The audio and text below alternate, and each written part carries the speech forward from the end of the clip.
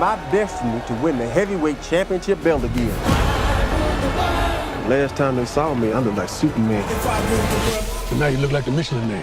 This ain't no beauty contest. That funny little grill deal you signed is starting to generate some substantial checks. Really?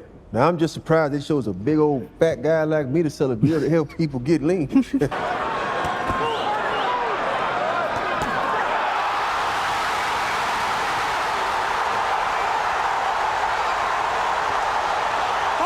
What's happening, Life Game fans, moviegoers?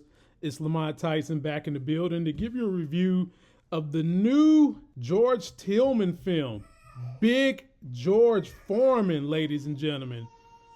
It dropped 4/28/23. I just got back from the theater, and I'm going to let you guys know what I think about it. The runtime is 129 minutes, and is rated PG-13 if you're not feeling nasty. So, ladies and gentlemen, as I said, it's directed by George Tillman.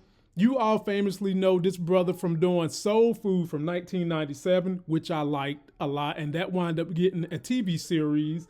And you also might know him for The Notorious, and he recently did The Hate U Give. And I pretty much like all three of those movies, so that gave me confidence about this thing. And this movie stars Forrest Whitaker, who you guys know I rocks with. One of only 3,000 human beings on the planet Earth to win an Oscar. And not just win an Oscar, Forrest won lead actor for his Oscar. And then they drop on us Khris Davis, ladies and gentlemen. He plays George Foreman, and he does a damn good job in this movie. In some cases, I felt like they didn't allow him to push the boundaries of how well he can act. But we're going to get into this thing, man. And the question here is, was this movie better than the George Foreman grill? If you're finding me for the first time, please subscribe to the channel. Be sure to turn on notifications so when I drop videos, you get them. Follow me on Instagram, Twitter, and the TikTok. I am now starting to executive produce movies myself. And one that I'm doing is this thing right here. It's called Lesbophilia Film. Please go check out the link. It'll give you a trailer to the people I'm working with, what the story's all about. And if you want to contribute, share. If not, share it with people that you feel like might benefit from this type of message. So, ladies and gentlemen, I've known about George Foreman. I even had the damn George Foreman grill myself, to be honest with you. But I didn't know his story. And you know, everybody has a story, and I didn't know his. And so I felt like this movie did a good job of giving you insight into what this man went through. It's kind of a conventional biopic about a sports person, but they did splice this thing up with a little bit of his religious walk as well. And so who do I initially think this movie is good for? If you are someone who is an old school boxing historian, you definitely want to go see this. If you are someone who's just an OG in general, 35 plus, definitely go see it. And if you are someone who's deep in your faith, this is definitely a good movie for you, and it's kind of the movie where you can take your kids to. In the beginning, ladies and gentlemen, we get to see a young George Foreman when he was in Texas, and they was pole mouthing it, ladies and gentlemen. They lived in poverty. George Foreman was always hungry, but the kid that was portraying him, I don't know how the hell that kid was hungry all the time because he kept eating his sister's meals. Well, maybe that's why he looked the way he looked. His body didn't fit the body of someone hungry. When I think of someone hungry, I think about them commercials I saw of folks in Ethiopia that's like literally starving. They so thin, they stomach gnawing, they spinal cord. This little boy wasn't like that. Little George Foreman was not like that. And shout out to Zaire, man, who plays in P-Valley. I saw you in there, my young lady, sneaking around at the dinner table with the young Foreman family. And we go on to see that this situation has caused 3 flaws in our George Foreman. He's always hungry. Sometimes he quits on things he doesn't give a chance to, and he has this rage, ladies and gentlemen. And that rage led him into almost getting in trouble in the very first scene. After he grows up a little bit, him and his homeboy try to beat up a guy and rob him, and it turned out to be a policeman. By the way, if I didn't say it, this is a spoiler breakdown. I won't break down everything, but it's going to be a mostly spoiler review. And my man has to go hide underneath a house. And I've never in my life seen when the police is looking for someone other than a black person, they go get the crime dogs. It just so happened the police that was chasing Big George had crime dogs in Houston, Texas.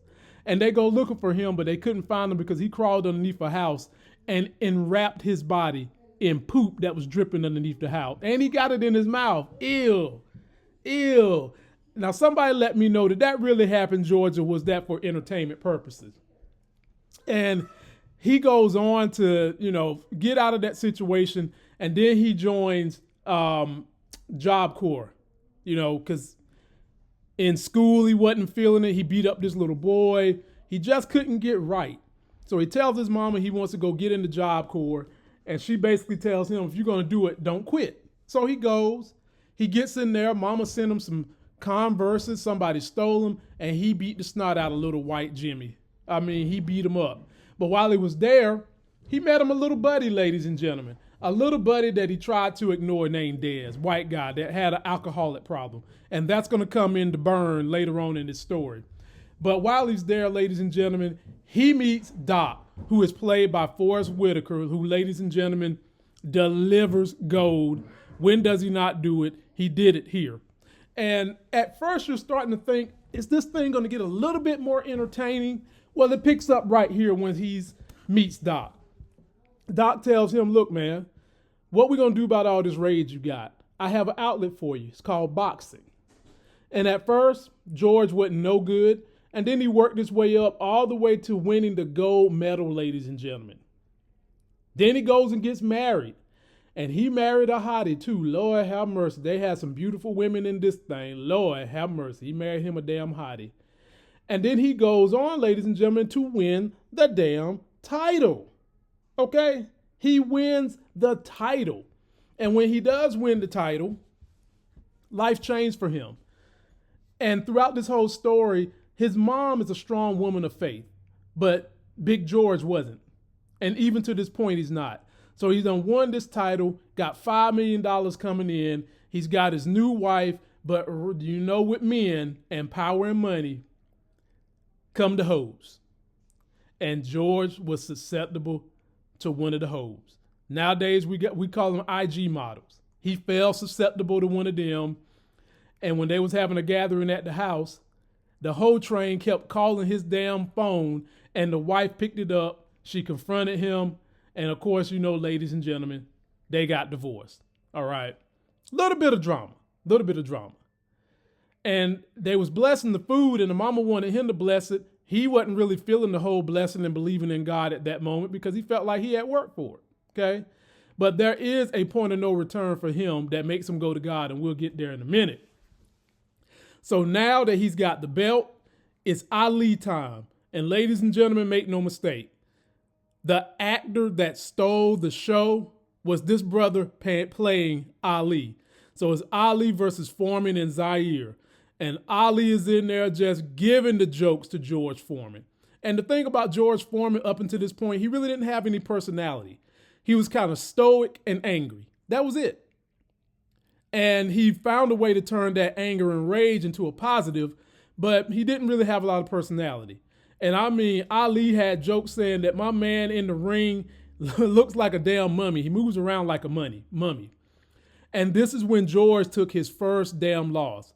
George had been 40-0, lost to Muhammad Ali. And this is when the famous tactic came out, ladies and gentlemen, rope-a-dope, made famous by Muhammad Ali. Basically, he just laid on the rope and let George Foreman punch himself out. And he beat him.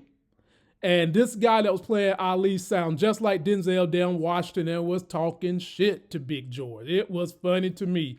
You're not going to be able to take your eyes off that brother. Keep an eye on that brother. So for that moment, George was having a down period in his life. He even went as far as to do some clownish shit by boxing 3 damn midgets. And, Doc was like, his trainer was like, bro, what the hell are we doing? We trying to, get some credibility. But he wanted to get the respect. And then he goes to this very, very low point, and ladies and gentlemen, he decides to become a pastor. Because after that match, he fell out, basically almost died, seen God, went and took a cold shower, and then they cut right to a scene where he's getting baptized. Then he's in a church getting announced by the cool-ass Mitt Romney pastor that he's going to talk, and next thing I know, bam, he's a pastor. 7 years later, he decides to get him a church. found him a new boot thing because the other one had divorced him. And his new boot thing had a little bit of an African accent. And she was a hottie. And honestly, she was probably the best fit for George. Y'all will probably like her because she gave him the kind of support that a kickstand gives a bike. She was real supportive of this brother. And he had promised he wasn't going to go back to boxing, but then we get another point of no return situation. His boy Dez, that he had been letting deal his money. Keep in mind he's an alcoholic. George was asked by one of the grandmas in his congregation to take her grandson under his wing and put him in some kind of boxing studio. And the little boy had jokes. Little boy was like, I don't want to be coached by someone who got beat by Ali. And Big George basically told her, no, I'm too filled with God. I ain't going to do it. Very next day, that same little boy gets arrested by the police, armed robbery. George felt funny, like he could have made a difference, and he didn't. So he goes and opens up a boxing youth studio that, ladies and gentlemen, tragically gets closed because his boy Dez wasn't taking care of the bills because he had put all his money in risky investments.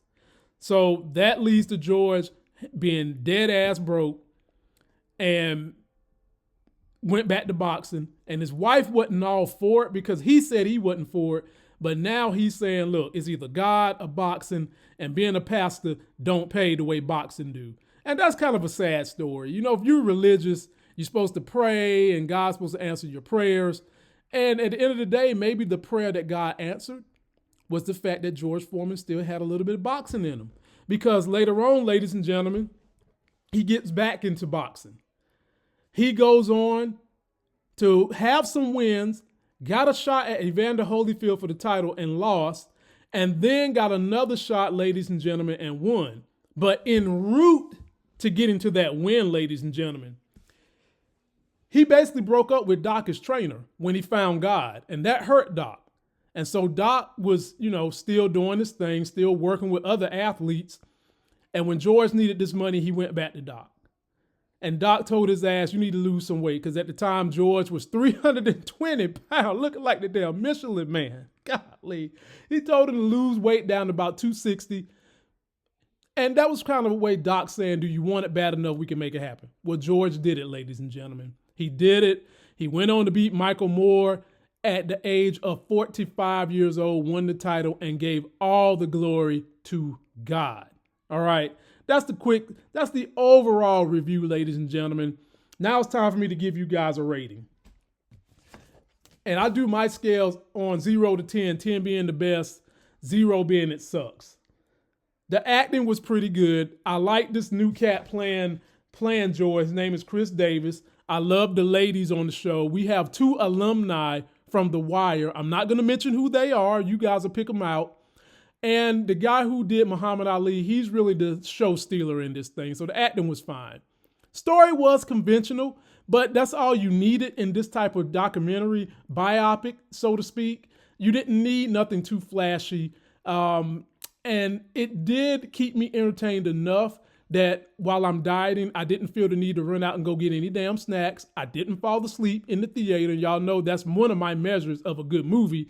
Do I fall asleep as a person who is 42 years old? And no. And so I would say on a grand scale, the cinematography in terms of the boxing matches wasn't the way it was in Creed. But then again, they did have the match with George Foreman and Holyfield. That was the legitimate match, and they somehow know to transpose Khris Davis' face on it. So for that nostalgia, I liked it. So ladies and gentlemen, I will give this movie a 6.5 and say that you definitely can go see it. And you legitimately can take your whole family and your grandma, because a lot of this story is going to relate to the old heads. So if you haven't taken your grandparents out, or if you haven't taken someone in your family that's 50 plus out, this would be a great nostalgic movie for them to go see. And I got to say, man, George Tillman, hey, you did a great job. George Foreman, for executive producing, I think you did a good job. I think this movie will do well, and you guys will at least get your money back. And you need some more ideas for future movies, hey, come holler at your boy Lamont Tyson. I got scripts. That's going to do it for this video. Don't forget to like the video, comment, subscribe, get that life game. Be sure to follow me on Instagram, Twitter, the TikTok, download the podcast. And if you want to make a contribution to a film I'm executive producing that's in the LGBTQ space, Click the link for lesbophiliafilm.com. Link is in the description. This is me doing it. And until that next Sex is Hell video, I'll see you.